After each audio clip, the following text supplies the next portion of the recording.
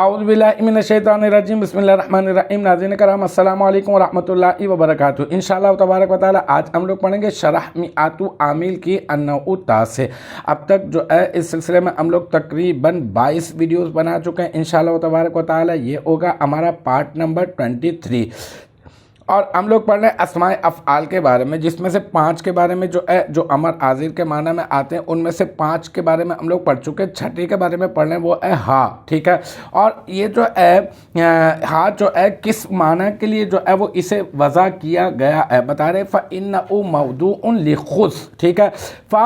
یہ کیا ہو گیا؟ فا تفصیلیہ، ان حرف مشبہ بالفعل، اور ہو جو ہے یہ بن گیا ضمیر منصوب متصل راجع بس ہوئے ہا اس کا ان کا اسم، ٹھیک ہے۔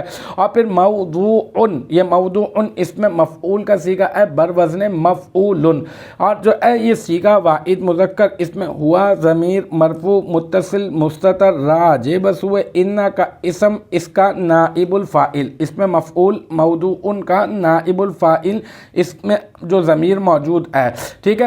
پھر لام حرف جر ہو گیا، اور خود جو ہے وہ مراد اللفظ ہو کر بن گیا کیا؟ یہ بن گیا مجرور۔ پھر جار اپنے مجرور سے مل کر یہ کیا بن گیا؟ موضوع اس میں مفعول کا ظرف لغو، پھر موضوع اس میں مفعول اپنے نائب الفاعل اور ظرف لغو سے مل کر بن گیا شبہ جملہ اسمیہ، اور شبہ جملہ اسمیہ ہو کر بن گیا ان حرف مشبہ بالفعل کی خبر۔ پھر ان حرف مشبہ بالفعل اپنے اسم اور اپنے خبر سے مل کر بن گیا جملہ اسمیہ خبریہ۔ تو الحمدللہ یہ ہمارا پارٹ نمبر 23 اپنے اختتام کو پہنچا۔ مجھے امید ہے کہ یہاں تک کی جو بات ہے وہ آپ کی سمجھ میں آ گئی ہوگی۔ انشاءاللہ تبارک و تعالی نیکسٹ ٹائم اگلی ویڈیو اگلی کلاس کے ساتھ ملاقات ہوگی۔ جب تک آپ اپنا بہت خیال رکھیے گا۔ وآخر دعوانا ان الحمدللہ رب العالمین۔